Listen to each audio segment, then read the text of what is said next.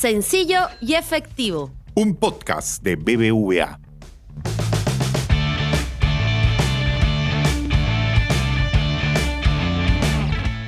Hola amigos, muchas gracias por sintonizar una vez más el podcast de BBVA en Perú, sencillo y efectivo. Los saluda Mercedes Castro y el día de hoy les tenemos preparado un episodio especial. Estamos a escasos días de celebrar el bicentenario de la independencia del Perú. Y qué mejor momento para traerles todo el análisis económico de cómo se encuentra nuestro país en la actualidad y hacia dónde apunta el crecimiento para los próximos años. Pero antes de avanzar en el tema, saludo a mi compañero en la locución, el señor Nelson Alvarado. ¿Cómo estás, Nelson? Hola Meche, ¿cómo estás? Un saludo cordial a todos nuestros amables oyentes. Espero que todos se encuentren muy bien de salud y estoy muy contento de estar una vez más aquí con ustedes en el podcast Sencillo y Efectivo. Como bien dices, Meche, en nuestro episodio del Mes Patrio hemos decidido traerles a todos un programa cargado de información económica a cargo de Hugo Perea, economista jefe de BBVA Research para Perú. Recientemente, Hugo y su equipo han publicado un nuevo informe Situación Perú donde prevén un crecimiento económico para el país de 9% para este año y de 4,3% para el 2022. Pero, ¿cuáles son las variables que hacen este crecimiento posible? Hoy en el programa conoceremos todos estos detalles. Efectivamente, Nelson. Por ejemplo, me animaría a decir que el ritmo que estamos ganando con la vacunación de cada vez más peruanos puede estar influyendo en la mejora de previsiones para nuestro país. Pero además de este tema, tenemos actualmente un presente muy marcado por el escenario político y el ingreso de un nuevo gobierno este 28 de julio. Por eso, será también bastante interesante conocer cuáles son las perspectivas que tiene el equipo de BBVA Research sobre este acontecer. Así es, Meche, tenemos muchos temas económicos de los cuales hablar en este episodio, no solamente de las previsiones de crecimiento, sino también del tipo de cambio, del comportamiento del dólar. Así que, ¿qué te parece si vamos con la entrevista? ¡Vamos! Hola, Hugo. Ya se va haciendo costumbre tenerte en el podcast. Muchas gracias por participar una vez más. Hola Hugo, un gusto saludarte y las gracias nuevamente por haber aceptado esta entrevista. Hola, ¿qué tal? Muchas gracias Nelson, Mercedes, por una nueva invitación al podcast. Les agradezco mucho y encantado de estar nuevamente con ustedes. Recientemente, Hugo, has publicado junto a tu equipo el informe Situación Perú de BBVA Research, con las previsiones económicas para este año y el próximo. ¿Cuáles crees que deben ser los principales factores internos y externos a los que se debe prestar especial atención en los siguientes meses para tener una recuperación económica sólida? Efectivamente, recientemente hemos publicado un informe en donde hemos dado a conocer nuestras previsiones de crecimiento económico para el presente año y el 2022. Para este año estamos anticipando un crecimiento de 9% y para el próximo de 4,3%. Entonces, si me preguntas a qué variables habría que prestarle atención, mi sugerencia sería mirar aquellas sobre las que estamos haciendo supuestos. ¿Cuáles son? En primer lugar, que las condiciones externas que han sido muy favorables en lo que va del año van a seguir siendo favorables durante lo que resta del 2021 y durante el 2022. Es decir, fuerte recuperación de la economía mundial y altos precios de las materias primas que tanto nos interesan. Por la evolución del tema sanitario, de la pandemia que hemos visto en otras geografías del mundo, no nos permite descartar que podamos ver una tercera ola, pero estamos suponiendo que no tendrá efectos macroeconómicos importantes, o sea, no vamos a ver medidas de confinamiento tan severas. El otro supuesto por el lado sanitario, estamos asumiendo que el proceso de vacunación va a permitir que todas las personas que pertenecen al segmento vulnerable, mayores de 60, personas con comorbilidad, fuerzas armadas, fuerzas sanitarias, etcétera, terminan de vacunarse durante el cuarto trimestre del presente año. ¿Ok? Y finalmente también por el lado local, estamos asumiendo que la administración entrante implementará políticas coherentes, prudentes, que poco a poco refuercen la credibilidad y en ese entorno permitir un accionar más ordenado de la economía. Mantenemos una situación expectante de que podamos escuchar noticias que den más tranquilidad. Igual, y este es el último supuesto que hay que estar mirando, más allá de los anuncios de autoridades nuevas, el sector empresarial, los inversionistas van a mantener un tono de cautela, ¿no? Yo diría que esos son los elementos que hay que mirar. En síntesis, cómo viene el lado externo, cómo viene el lado sanitario y cómo viene el entorno político por las implicancias que esto puede tener sobre economía y finalmente cómo evoluciona la confianza empresarial. Hugo, el Perú, a excepción del año pasado, año de la pandemia, ha mantenido un crecimiento económico continuo en las últimas 2 décadas y se le ha considerado por varios años como la estrella de la región. No obstante, la sensación es que el crecimiento económico no ha sido suficiente para impulsar algunos sectores clave como la salud y la educación. Es decir, necesitamos crecer más y a un mayor ritmo. ¿Cómo se puede lograr ese objetivo? Todos los países que han tenido éxito económico y han podido consolidar niveles de ingreso por habitante, de capacidad adquisitiva de su población, básicamente han hecho un elemento que es lo más importante, para explicarlo en una sola palabra: medidas que permitan incrementar la productividad, ¿no? La productividad es la capacidad que tiene una sociedad para producir bienes y servicios. Mientras más bienes y servicios produzcamos, seremos más ricos, ¿no? Pero la pregunta que hay que hacerse es, en el caso, por ejemplo, de Perú, ¿qué está inhibiendo nuestra productividad, que no nos permite crecer a buen ritmo, ¿no? Y subsanar esas deficiencias. Usualmente se dice que lo que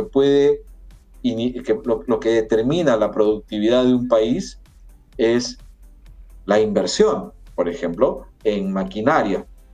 Mientras más máquinas, más equipamiento tengamos, los trabajadores serán más productivos. No es lo mismo producir algo de manera artesanal que con un buen equipamiento tecnológico, en maquinaria, etc. En segundo lugar, no basta con tener la máquina, hay que saber cómo usarla. Y eso se llama educación. Una población más educada, una mayor calidad de la educación, debería generar también trabajadores más productivos y por lo tanto mayor crecimiento sostenible en el mediano plazo. Y el tercer elemento que determina la productividad es la capacidad de innovar de un país. De repente uno puede descubrir formas más eficientes para producir bienes y servicios y esa capacidad de innovar no se da en el aire, ¿no? Usualmente se da en un entorno institucional adecuado y eso es, creo, donde de manera muy general deberíamos tomar medidas concretas para volver a retomar una senda de crecimiento acelerada, ¿no? Hugo, al parecer, la disminución en el ritmo de contagios de COVID-19 y las mejoras en el proceso de vacunación parecen haber inducido una disposición de las personas al consumo. ¿Qué debería pasar para que esta tendencia se consolide en los siguientes meses? Bueno, continuar con las medidas de control sanitario, de gestión de la crisis sanitaria, ¿no? Yo diría que aquí un elemento muy importante ha sido que la población ha ido tomando cada vez un poco más de conciencia de lo importante que es mantener el distanciamiento social, salir con mascarilla. El otro elemento importante es la vacunación, ¿no? La verdad que el gobierno saliente está dejando a disponibilidad del país más o menos más de 90 millones de vacunas, de dosis. Y eso a su vez reducirá el riesgo de contagio, generará confianza, aumentarán los aforos en los centros comerciales, en las tiendas por departamento, permitirá pues una recuperación de la economía vía un mayor gasto de consumo, un mayor gasto de las familias, ¿no? Hugo, un tema que seguramente está en boca de todos ahora mismo es que tenemos una nueva administración gubernamental. ¿Cuáles crees que son los principales desafíos económicos que enfrentará el nuevo gobierno y el país en general en los primeros 100 días de gestión? Bueno, dentro de los desafíos económicos yo diría 2, ¿no? Para hacerlo muy concreto. El primero es retomar una senda de crecimiento acelerada. Entre el 2002 y el 2013, la economía peruana crecía a un ritmo promedio anual de 6,3%. En ese periodo de 11, 12 años, la capacidad adquisitiva de un peruano promedio se duplicó, casi se duplicó. Imagínate, un avance extraordinario. Por un lado, el boom inmobiliario. ¿Quién compró esas nuevas viviendas que se hicieron? Una clase media emergente, producto del rápido y acelerado progreso económico. Más gente demanda servicios de salud, más gente demanda servicios educativos. Esos fueron avances muy importantes que se dieron en un periodo relativamente corto. La pobreza cayó desde inicios de la década pasada de niveles del 59% hasta antes de la pandemia a niveles del 20%. Entonces es necesario retomar esa velocidad de crecimiento que permita pues garantizar condiciones adecuadas de vida, digamos, para todos los peruanos, ¿no? Ha venido la pandemia, ha sido un bache, estamos rebotando, pero no, lo ideal sería que no nos movamos hacia tasas de crecimiento del 2,5%, 3%, ¿no? Entonces, un primer reto que va a enfrentar esta administración es cómo acelerar el crecimiento económico. Y el segundo reto, yo diría, es todo este esfuerzo que se ha desplegado durante la pandemia no ha sido gratis, no ha sido gratuito. Entonces, el gobierno, el sector público peruano se ha endeudado y es posible que la deuda siga creciendo. Entonces, el segundo reto de la administración entrante será buscar estabilizar. ¿Cómo estabilizas la deuda? Pues ahí el gobierno tendrá que ver cuál es el mix de política que le permite ya evitar endeudarse mucho, porque sabemos que cuando un país se endeuda mucho, eventualmente puede entrar en una situación de insolvencia y generar crisis financieras como las que hemos visto no hace mucho. La crisis del 2008-2009 en Estados Unidos, la crisis del subprime, ¿no? No quisiéramos tener algo similar aquí. Yo sé que es algo retador, ¿no? ¿Cómo hacer para que las finanzas públicas no se deterioren más cuando todavía el gobierno tiene que gastar, ser expansivo? Hay que buscar el balance adecuado. Finalmente, Hugo, una pregunta que nunca falta cuando se habla de previsiones económicas en el Perú. ¿Qué se puede esperar del comportamiento del tipo de cambio de aquí hasta fin de año? La dinámica del tipo de cambio en este momento, yo diría que está vinculada principalmente a 3 factores. En el sentido de hacer que el tipo de cambio descienda, está el fuerte influjo de dólares a la economía vía el canal comercial. El Perú va a registrar este año niveles de superávit comercial récord, ¿no? Entonces, eso es producto de que como los precios de las materias primas que exportamos están elevados, nos están entrando muchos dólares por ese canal. Entonces uno sabe que cuando hay mucho dólar, el tipo de cambio tiende a caer, ¿no? Porque hay mucha oferta ahora. Pero de otro lado, hay 2 fuerzas que están mitigando, y más que mitigando, contrarrestando totalmente y superando ese efecto positivo, si quieres, por el lado comercial. La primera de estas es la mayor incertidumbre política, ¿no? Usualmente el público en general, los inversionistas se ponen muy defensivos, muy cautelosos y empiezan a tratar de buscar activos que generen protección, ¿no? Del valor de la riqueza. Entonces, una posibilidad es demandar dólares. Cuando hay mucha demanda de dólares, más bien el tipo de cambio tiende a subir. Y el otro elemento que también está induciendo presiones al alza sobre el tipo de cambio es que el Banco Central de los Estados Unidos, la Fed, al parecer está un poquito más preocupado porque la inflación en Estados Unidos se ha elevado. Y cuando eso ocurre, los bancos centrales empiezan a tratar de hacer que las tasas de interés suban. Esos 2 factores están primando sobre el factor que más bien haría que el tipo de cambio baje. Eso es lo que está ocurriendo en este momento. La situación está muy volátil, es muy difícil decir finalmente hacia dónde se va a mover, pero yo diría que a corto plazo vamos a seguir viendo niveles muy similares, ¿no? Entre 3.90 y 3.95. Eso ha sido todo, Hugo. Muchas gracias por tu participación y esperamos tenerte próximamente una vez más en el podcast. Muchas gracias, Hugo. Como siempre, mensajes concisos, puntuales y de mucha importancia para nuestros oyentes.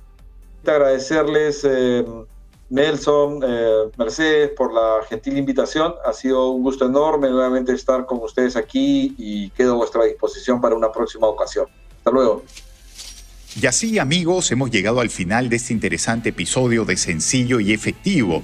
Desde aquí esperamos que las previsiones que ha compartido el equipo de BBVA Research se cumplan y vuelvan a encaminar al país en la sede del crecimiento y se convierta también, ¿por qué no?, en uno de los protagonistas de la región. Asimismo, les deseo a todos felices fiestas patrias, un feliz año del Bicentenario, a seguir creando oportunidades para más peruanos y ¡arriba Perú!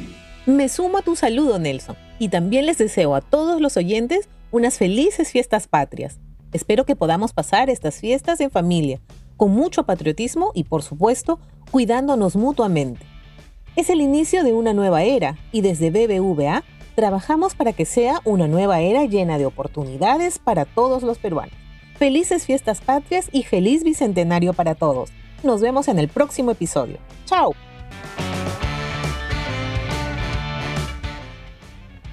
Recuerda que puedes suscribirte a todos los podcasts de BBVA en iVoox, Apple Podcasts, Spotify y Google Podcasts. Además de seguir toda nuestra actualidad en bbva.com. Y si quieres, también puedes contactarnos a través del correo electrónico bbvapodcast@bbva.com y enviarnos así tus sugerencias y opiniones. Sencillo y efectivo.